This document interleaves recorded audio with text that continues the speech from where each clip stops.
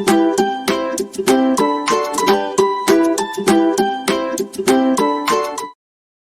students, myself Ashok Kumar. I am going to handle class 10 CBSE mathematics for you. Okay, so let's move to the syllabus. The very first chapter is real numbers. So this is the synopsis of the chapter 1. In this chapter we are going to see introduction to real numbers, Euclid's division lemma, fundamental theorem of arithmetic, irrationality of the numbers, and the decimal expansions of rational and irrational numbers. Okay, let's see the introduction to real numbers. So what are called real numbers? Real numbers are nothing but the values that can be represented on the number line. Represented on the number line. For example, let me draw a number line. Here I am locating the values 0, 1, 2, 3, etc. minus 1, minus 2, minus 3, etc. Okay. See, I am representing 0, 1, 2, 3, minus 1, minus 2, minus 3. For example, 0.5, 0.5 lies at the mid of 0 and 1. So I am representing these numbers on the number line. So these numbers can be called as real numbers. So the values that can be represented on the number line are known as real numbers. Okay. Real numbers are denoted by the symbol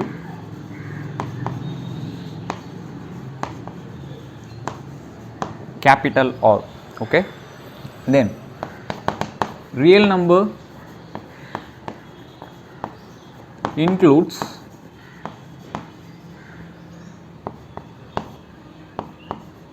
natural numbers. The representation of natural numbers is n. Okay. So what are all the natural numbers? Numbers starting from 1, 2, 3 and etc. Okay. Then the whole numbers. The representation of whole numbers is capital W. Okay. So what are all the whole numbers? Numbers starting from 0, 1, 2, 3 and etc. Okay. Then the integers. So representation of integers is capital Z. Okay. So what are called integers? Negative numbers, positive numbers and 0.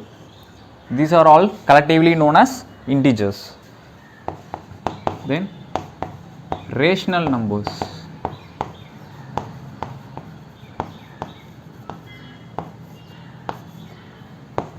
And the fifth one is irrational numbers.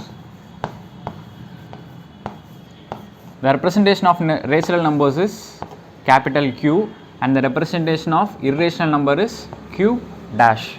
Okay. So what are called rational numbers and irrational numbers? Let's see separately. If a number that can be represented in the form P by Q, where P and Q are integers and Q value is not equal to 0. If a number satisfies these conditions, then I can call it as a rational number. For example, 2 by 7, 3 by 7, 4 by 8. So these are the rational numbers. Then irrational numbers.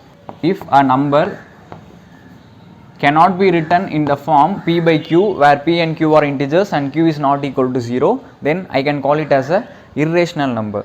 For example, the square root of prime numbers, root 5, root 7. So the values of these numbers will be irrational. There is a one main difference between rational numbers and irrational numbers in terms of their decimal expansions. See, the rational numbers will have non-terminating recurring decimal. Okay, non-terminating recurring decimal means, for example, 2.124, 124, 124. See here, the decimal expansion is non-terminating, but it is recurring, right? So I can write it as 2.124 the bar. Okay, I can represent it as a rational number. Then irrational number. Irrational numbers have non-terminating, non-recurring decimal, which means that, for example, the value of root 2 is 1.4142 and like that it goes on. Okay, so it is non-terminating and non-repeating, otherwise it is non-terminating or non-recurring. So the non-terminating repeating decimals are known as rational numbers, and the non-terminating non-repeating numbers are known as irrational numbers. Okay, so far we have seen introduction to real numbers. In next session we can see Euclid's division lemma. We can see these topics in upcoming sessions. Okay.